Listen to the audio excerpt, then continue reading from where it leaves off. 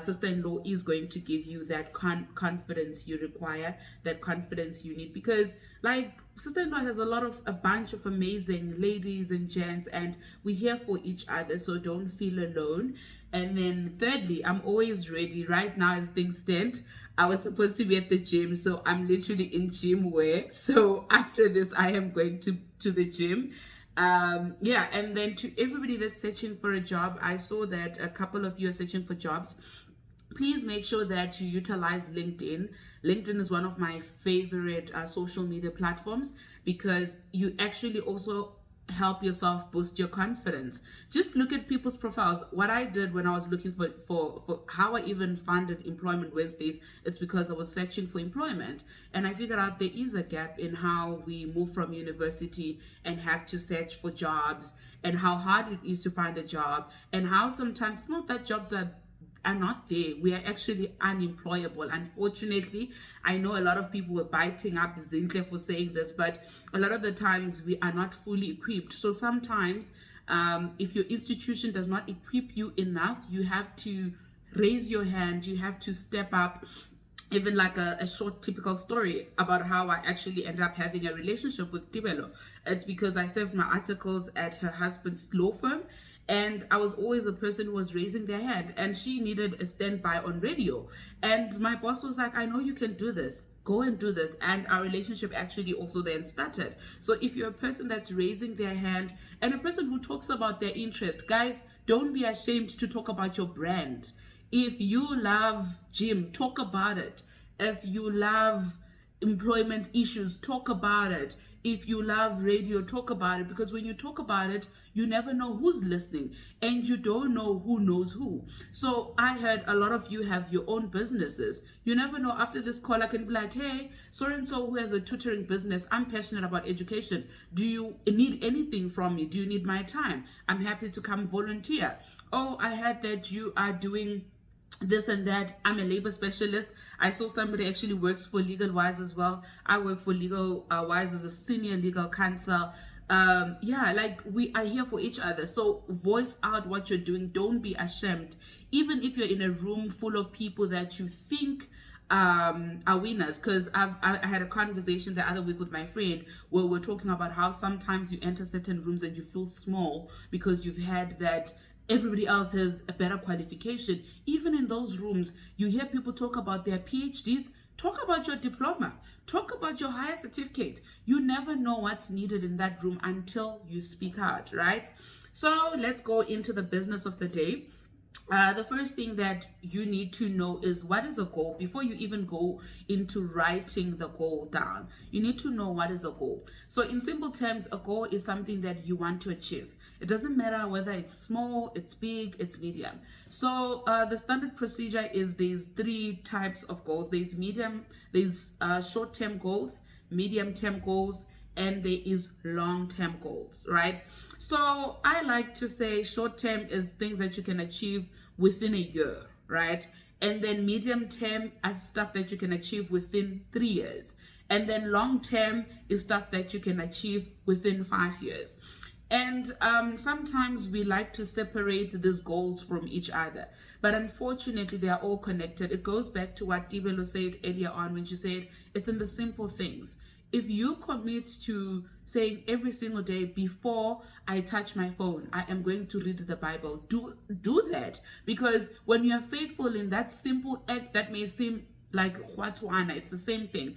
You are faithful in that, you will be able to be faithful with bigger responsibilities. And if you are able to show up and commit to your short-term goals, it falls over to your medium-term goals. It goes to your long-term goals. Many times we think when you set a goal, it's about the end goal. One thing, so usually I used to be so obsessed with end results, right? It's important to set goals. It's important to write down your goals. But I used to be so obsessed to say, okay, at the end of the day, I want to be 100 kgs. Like when I started training, my biggest goal was, I want to be 100 kgs. I want to be smaller. But if I tell you the things that I've achieved through the commitment of training, forget the scale. I've met the most amazing people. I've committed to the greatest challenges. Even myself, my body, my soul, my spirit has changed. My attitude towards things has changed. All of that even overlapped to my career. I take my career seriously. It overlapped to my podcast. I take my podcast seriously. It overlapped how I engage with other people. Previously, I'd have maybe a problem of being late. But now, because I understand that if I say I'm going to be at the gym at 5 and I'm not at the gym at 5, I get that 5:30. There's no treadmill. What am I going to do? I have to get an alternative. Sometimes the alternative is not as fun or it's already full. So also gym has taught me a lot of things, but my plan was never learning all of those things. My plan was to say, I just want to be smaller, but it has actually done a lot more things. So I need you guys to look at your goals like that. When you set a short-term goal, it's important to know that that goal can change a lot of areas in your life. It can even spark a different type of dream, right? I love how you guys, if like most of you guys are enthusiastic, like you're smiling, you're happy, even your voices, you're confident. I love even how you're graceful to yourselves. You say you're nervous, but you're smiling. When I'm nervous, I don't smile. My hands shake, right? I love that enthusiasm. Keep it. Things are going to happen. Sometimes your goals don't happen as you want, but keep that enthusiasm. Don't let anyone or anything dim your light. Make sure that you stay the course. You know you've identified your goal. You have to then identify whether it's a short-term goal or it's a long-term goal or it's a medium-term goal. And be honest about these goals, right? We live in an era where social media is a thing, right? And that's why it's important to, one of the reasons why it's important to write things down so that you can reevaluate. So most of us are on social media. Half the time, I think I've established that 85% of the time, people don't want the things they say they want. They want them because they see that they're aesthetically pleasing on Instagram. There's this inside joke that we do, my friends and I, when they ask us, why are you going for a PhD? We say it's for vibes and pictures. Literally, a lot of the people do that. You go on social media, you see, oh, Michali can get an LLB. Let me go for it. But that's not fair on you because it's a waste of time. LLB is hard. Being in the legal profession is hard. I don't remember who it was, but I loved it when she said, I don't think I have interest in candidacy. That's honesty. And again, give yourself permission to change. If 3 months along the line you decide you want to go into candidacy, that's okay. But it's always important to set honest and realistic goals. Don't set goals that set you up for failure. Don't set goals that put you into depression. Half the time, people that suffer with mental health issues, when you ask them how it started, it's usually because of comparison or not achieving a certain thing or not getting a certain feeling after setting up a certain goal. Because here's the thing, if you're so fixated on the end goal, guys, sometimes it's not even that deep. I remember when I did my LLB, I thought there's this nice feeling you get. I don't know what I was expecting, but when I took my oath, I had a realization that it was in the journey, never about the last day when I take my oath. So you need to look at your goals like that. When you set them up, they're not for the next person. You are the one that's going to take the time and put it in. You are the one that's going to commit. You are the one that's going to show up. I love what Tibelo said, that to say, the biggest thing you can ever do is showing up. I'm also not a hard worker either. Like, I just show up. You say we are going to Limpopo at 7 a.m. I don't know what we're doing there. At 7 a.m. I'm there. I'm just there and I'm looking the part, and that's it. Sometimes that's all you need to do. And yes, some people are insanely hard workers, and that's okay for them. Some of us, we're good at showing up and we're good at committing and we're good at consistency, but we really can't work so hard. We just plan our things accordingly. So make sure that your goals are realistic. They are realistic, they are for you, and they are honest and authentic. And I think sometimes, I personally believe in the art of finishing things, right? Sometimes we're so hard on ourselves, we want to finish things, but I need you to understand that it does happen that the goal has changed and you're not interested in anymore. It's okay. Don't insist. Don't force yourself when you know that there's nothing here left anymore. And when I'm saying that, I'm not saying just go around starting things and quit. Sometimes it's just honestly not working. And give yourself that permission to be able to say, you know what? I thought I could be an attorney. No, I'm not going to be an attorney. I knew that all I needed was to get admitted as an attorney. I knew exactly that I'm not going to be in practice. And I had complexities where I'm like, oh no, I may not be enough of a lawyer. Oh no, what if people are judging me? But I realize that I'm the one that gets to live this life. I'm the one that gets to wake up every day and go to work. And if I'm going to insist on a goal just because it's pleasing for the society and just because it's pleasing for other people, I'm going to set myself up for failure. And again, I need you to know that goals don't have to be these big audacious things. As people are one, you'll see people like Botibelo, they are very, very audacious. They are very big dreamers. They'll tell you they sit with Apostol. And she's not lying. 1 year from now, we can be having a conversation where she tells you that she was having tea with Cyril because she's that person. But also, again, it's okay to say, you know what? I opt to be at the back seat. I opt to be doing the small things. Don't put yourself under pressure because of other people's goals. You've identified your goal. You've identified where it falls, whether it's short term, medium term, long term. And again, with long term, the gag is it may happen that it will happen 10 years from now. And I need you guys to also know that sometimes some goals will lead you into new goals. So I never thought, like, I also do content creation. I forgot to say that I am a creator, right?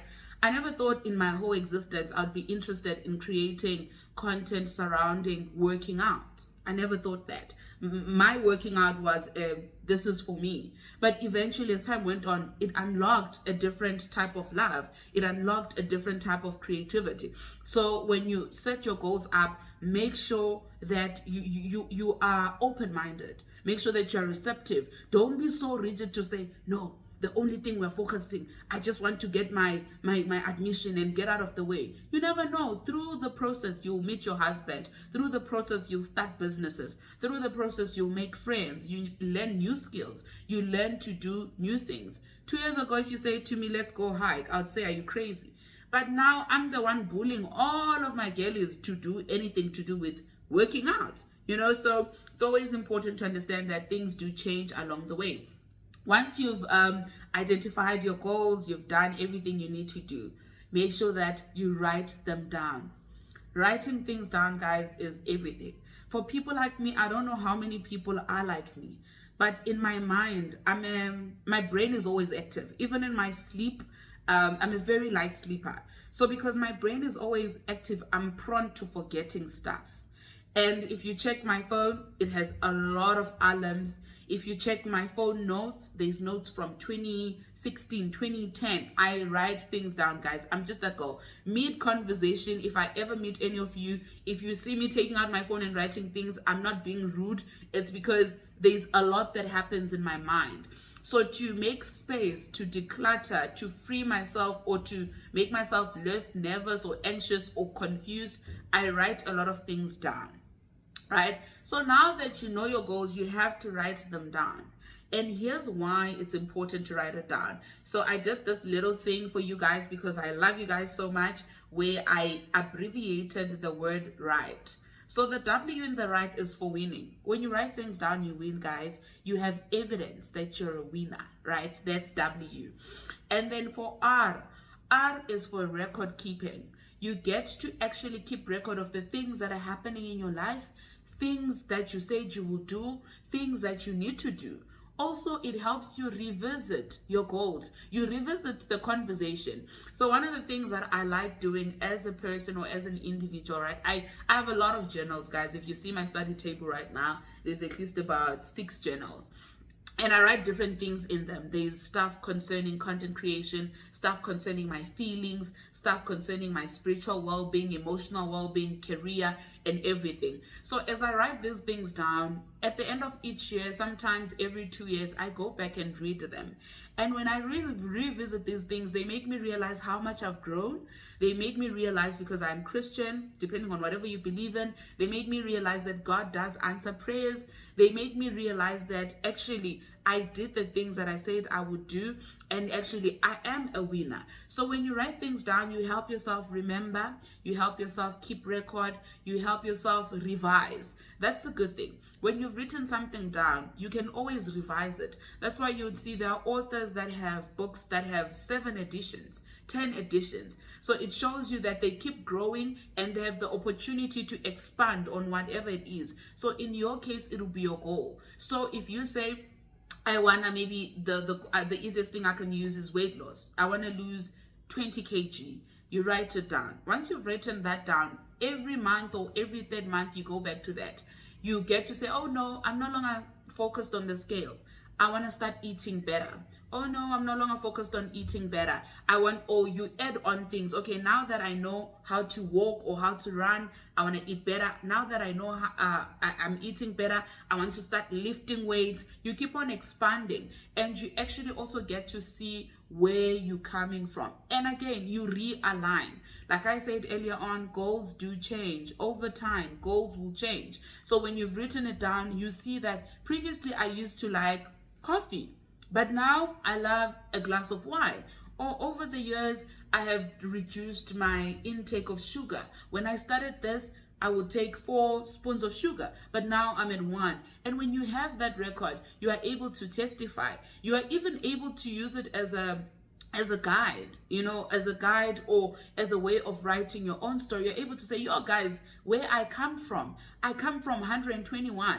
Like, for instance, I love how sometimes, even with just besides writing things down, having pictures of what you need or what your goals, like, okay, the vision boarding, right? We have pictures. Write it down and also have pictures. I use my personal pictures, right? So if I say I want to be 100 kgs, I will use my own picture at 121 kgs and put it there.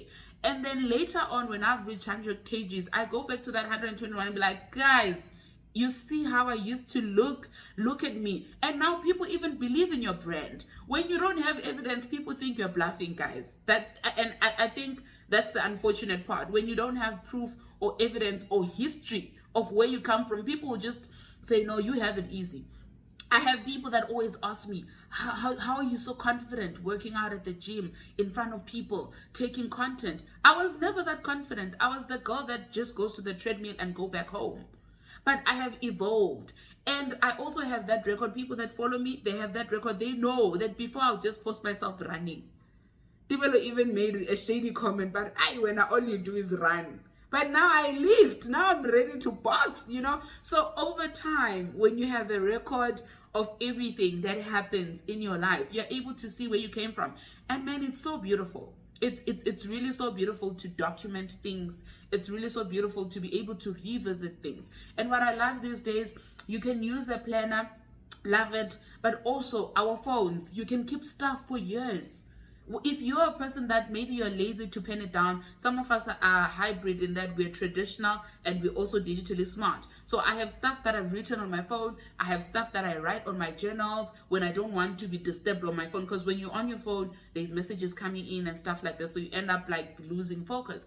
But if you can just write things down, you will look 10 years from now, 5 years from now, or even a month from now, you realize how much you've changed. You realize how much you've achieved. You realize how much you're very, very, very committed to the person that you want to become. So write it down. That's your R. And then your I, it's for improvement in your communication, improvement in your creativity, right? So when you write things down, guys, like, I don't know, maybe it's just that I love doing it.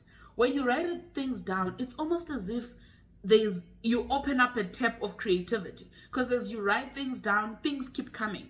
I have business ideas for 2027 that I wrote last year. And when you think about it, you're thinking, it may sound like, oh, that's so far. But I know that had I not started writing down certain things, I wouldn't have those ideas. I wouldn't be that creative, So write it down for your improvement of communication and creativity. These days, people want you to write them emails. I know Tibble is not lying when she says when you come to her, you must know your story. You're not going to be sending her voice notes or trying to call her. Your email, the first thing she reads, your email or your text message, it should be written properly. So if you are writing things on your own, on your side, your goals, your journaling, your progress, your life story, by the time you are writing professional messages or professional emails, you have improved. And I think the beauty of writing things down again, it improves even your writing skills. If you're a person, I don't know other people, but I go back and read. Sometimes I laugh. I'm like, why did I have so many typos? Why was my grammar so bad? And it even shows me how my thought process or my brain has improved over time. Because even how I articulate my goals has improved over time. As I grow, as I read books, as I experience life, I realize that now I'm more expressive. Now I'm not afraid of dreaming so big. Now I'm not afraid of daring greatly. So that's very important. And then the T is for